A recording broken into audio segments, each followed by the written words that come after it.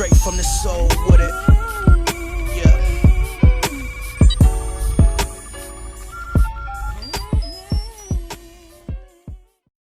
What's going on, everybody? The Island Rex coming to you live with yet another video. And I just watched the interview with John Singleton. He just did an interview with V103.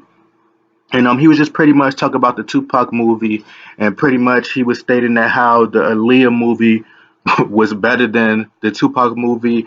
And he was just talking about, how 50 Cent came and pretty much spoke out about the film and spoke up for John Singleton, and how pretty much just talking about how John Singleton was talking about in the interview how his mom wanted him to be involved in the project, and that the reason they really didn't want John Singleton a part of the project because they knew that his mom was involved in a part of the she wanted to be involved with the project, but John, what's his name? Oh, LT Hutton didn't want his mother to be involved in the project. He felt like his input was enough, and he felt like he had the Outlaws, and pretty much he knew everything. Those people that don't want no help, so you just like, all right, you can't do nothing about it. So I just think that he was just going on about other things, and he was like, why wouldn't I tell the movie? Like, why would I want to make the movie about me? I mean, he could do a biopic and do that. A John Singleton biopic based off the things that he's done in his life and his career. I mean, John Singleton did Boys in the Hood, Higher Learning, Baby Boy, Poetic Justice, Too Fast, Too Furious, Four Brothers, Shaft, Hustle and Flow. This man has classics. And Rosewood, never seen the movie, but it got 4.5 stars. His catalog is just amazing. So just the Boys in the Hood, like, I don't think y'all understand how great Boys in the Hood was. Like, Baby Boy and Boys in the Hood just about like the same to me. Even Four Brothers, So I would like to see. Hopefully John Singleton does a movie, does a film. I'm seeing so many people talk about how, oh well, Pac wasn't feeling. Pac called John Singleton a coward, and Pac didn't like this person, and Pac didn't like that person. Okay, first of all, if you didn't see the interview with Danny Boy, Danny Boy just did an interview on. Oh well, they put it on World Star, and he was talking about how Snoop Dogg was pretty much going around and just saying how him and Tupac was best friends. So Danny Boy like described best friends. Like, I need to know, because best friends show up at the hospital. He said he didn't even show up at the hospital when Tupac died.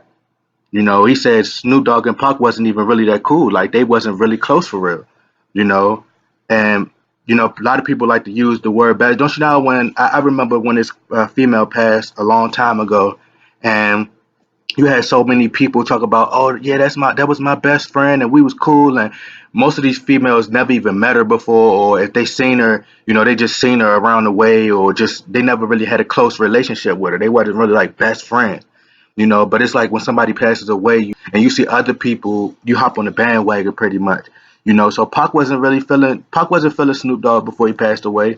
Remember Pac dissed Quincy Jones and said that he made like, I'm like paraphrasing, but he said that he made like retarded or dumb babies or something like that, somewhere to that extent. But he ended up getting with his daughter. He got out of prison. He started to grow a little bit more. He said, I said a lot of things about certain people that I shouldn't have said things about. He was saying things about Michael Jackson.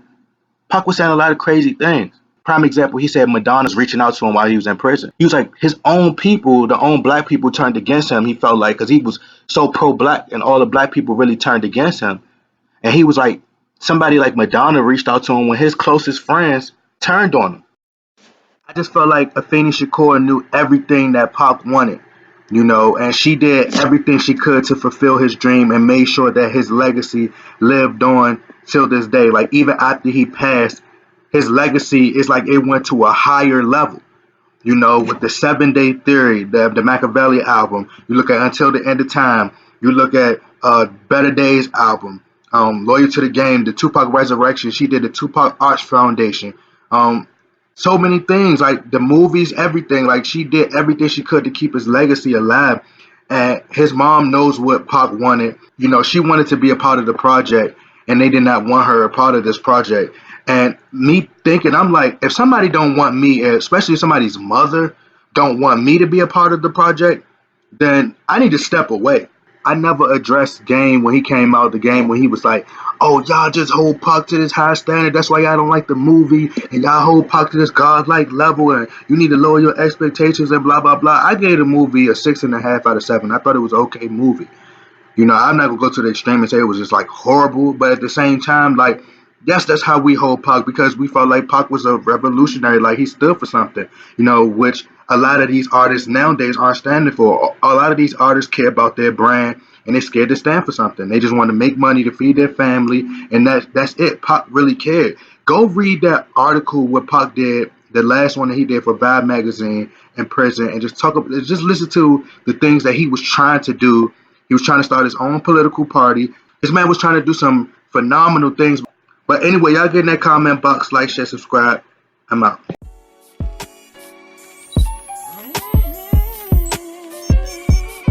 Look, straight from the soul with it.